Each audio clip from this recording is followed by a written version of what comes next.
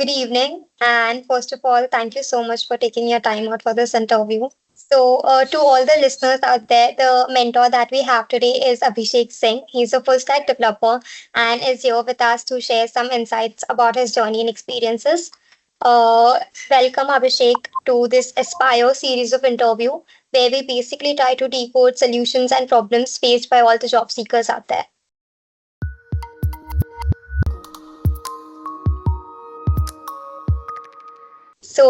To begin with, Abhishek, I would like to know more about your journey, about your job preparation journey, your interview experiences.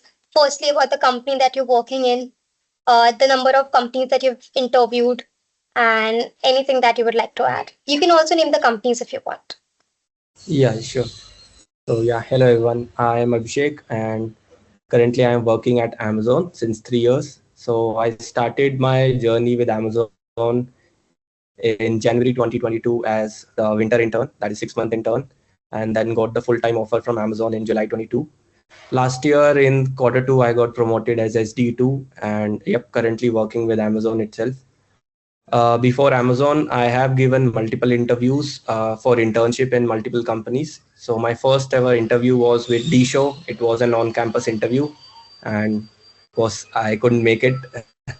And second one was with Standard Chartered Bank. That interview I was able to crack, and then third interview was with Morgan Stanley, where I did my 2 months summer internship. Then final one was with Amazon for internship. Yep. All right, so your journey has been great. You've mentioned so many companies, Amazon, Morgan Stanley, and all. What are the major challenges or problems that you faced in your journey, especially during your interview preparation journey? Because interview is a big aspect of getting a job, right? If you could just Mhm. tell us about your experiences, more about your challenges and problems that you faced, and how did you tackle them? Starting from like second year of college, I like we get this idea that okay, we need to now get some internship, we need to start preparing for placements. So like one thing that people are aware is doing lots of coding problems, solving lead code, GFG. So I also started that way, and yeah, I kept preparing for like second year of college, third year of college, and then was the time to apply for internships.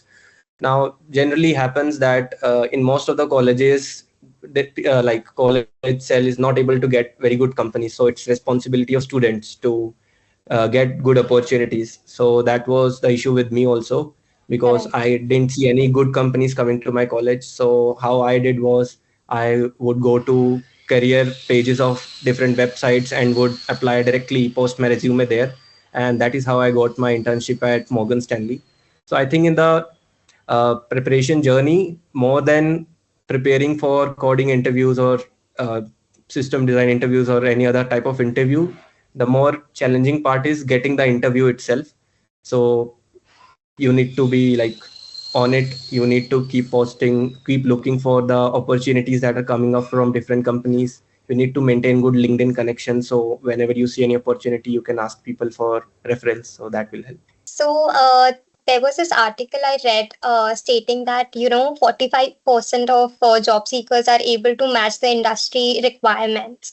There is this big gap in between the skills that the job seekers are preparing for, or like the students who have the skills and the market needs that the industries are looking for, that the companies are looking for. Why do you think that there's this gap, if it is at all? Yeah, so the gap is quite clear. So if we look at our interview preparation journey, students focus on coding problems and some design problems. But when you actually get the job, you will see that rarely you would go over those coding concepts that you were uh, preparing for, those DP problems or those graph problems. Of course, they are used, but not very frequently. What is more focused is on the design choices and the various trade-offs. Do you know the basics of various technologies? So I think that is the where gap comes from. We focus too much on solving coding problems rather than actually trying to understand what is the reason behind those problems, why do they exist, and also if we spend enough time in development, and then we can kind of shorten that gap So when we are developing things, we should not only focus on getting a working project, we should try to learn what are the different technologies that exist for the same problem, what are the trade-offs that they come with, which one is better, which one is not better. So which is essentially the crux of system design interviews.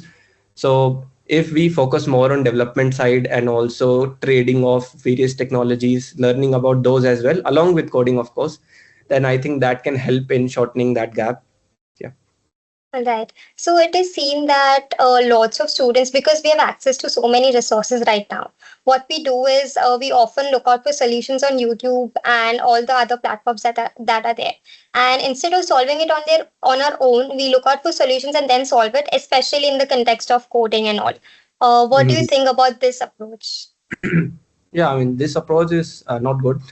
So the point of coding problem is not to solve it. The point is to develop your problem solving ability. So it is not a bad thing if you are not able to solve it. The important part is that you are sitting with that problem for at least 40 minutes. You are trying to think of solutions. Even if it is brute force, you are trying to come up with an optimized approach. So the main part is you need to sit with that problem for at least 40 minutes and keep thinking, because that is what that problem is meant to do, improve your thinking ability. Only if you think, okay, you have tried your all, 1 hour has passed and you don't see any solution or any hints, then of course you can look at all those free resources or solutions that are there. But that also should be in a stepwise manner. Like first try to get some small hint, see if you can build upon that, then try to get some other hint, and you can see if you are making progress. Only if you are making progress, then go for that free solution and then check it out. Of also make sure that you understand it and then try to use that solution to solve a similar problem. So that is like a better way of learning that resource, utilizing those free resources and learning that problem, rather than just simply giving up in few minutes and then looking at it. You won't learn anything from that. You will forget very easily. Right. I think I completely agree with you. Also, sometimes we feel like, we've been advised to give lots of interviews. So, what all the job seekers out there do is that they go on the online platforms and all the resources that we have, and they see lots and lots of interviews given by so many people Mhm. out there. And they feel like this is how it's going to be. So, they prepare looking at those videos, or they use those resources for their preparation journey. What do you think about this? Is this approach correct?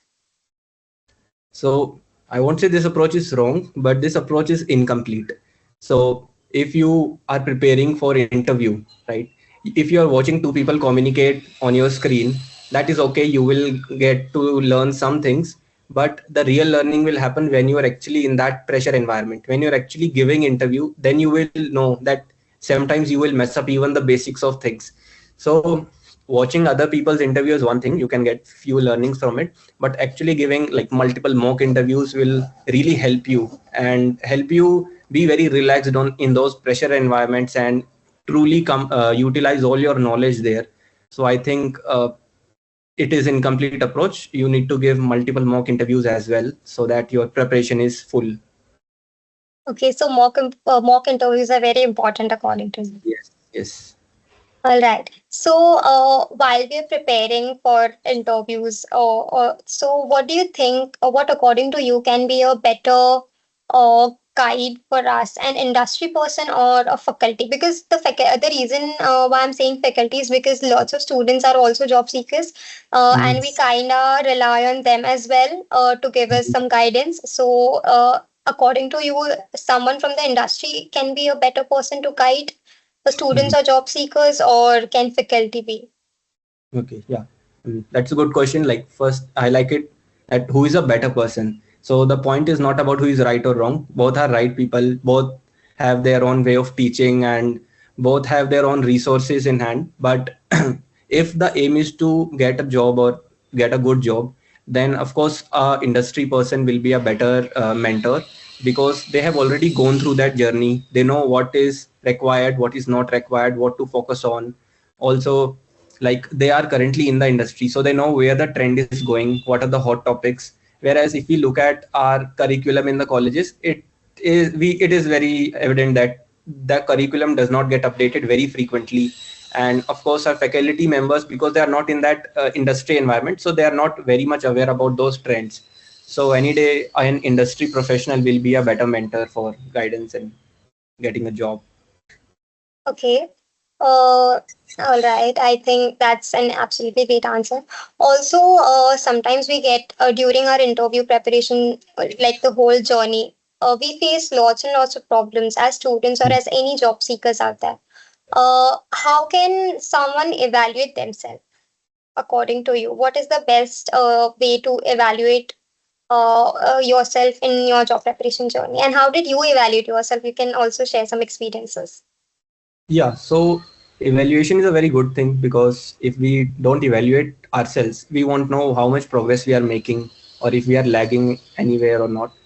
So it will come in different sections, like is it evaluating yourself in terms of coding abilities, evaluating yourself in terms of your design abilities, or evaluating yourself in just terms of explaining the solutions, whatever you have in mind, like in terms of speaking or anything. So if we start with coding, so like you can evaluate yourself that earlier how much time you used to take to solve a problem, what was the level of those problems, and how are you able to build up that logic.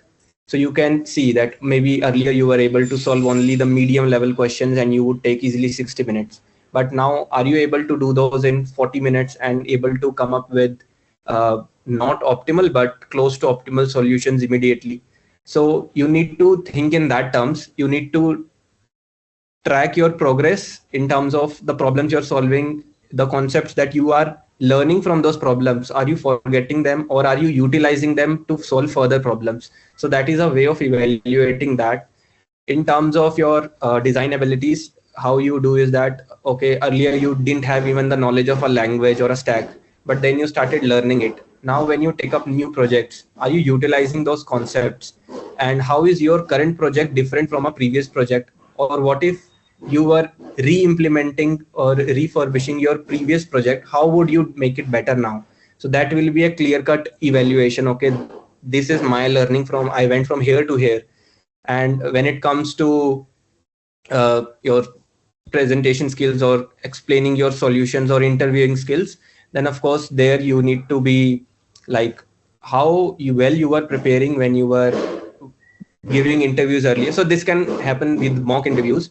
So what you can do is that you can record your interview sessions and you can take a look at them afterwards, that where were you lagging, which topics you are not confident about, how were you speaking. So that will give you a very good way of evaluating yourself. You can note down what were your weak areas, your strong areas, and you can build upon that. All right, so I think you've spoken about mock interviews. So, how do you think that giving multiple mock inter we've already spoken about giving multiple interviews, but how do you think that giving multiple mock interviews can help in someone's journey? And also, what is it exactly like to give mock interviews? If you can just break it down a little bit. Yeah. So why mock interviews are important is that at the end, when you are going for a company's interview, there will be a person sitting next to you, they will be asking you questions. And a mock interview tries to replicate the same environment.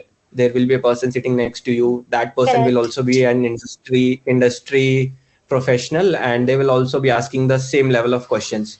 So Correct. if you give multiple mock interviews of such type, when you are actually sitting in the real interview, you won't feel any difference or much difference, because you have already gone through that multiple times. It will be really easy for you to navigate through that interview.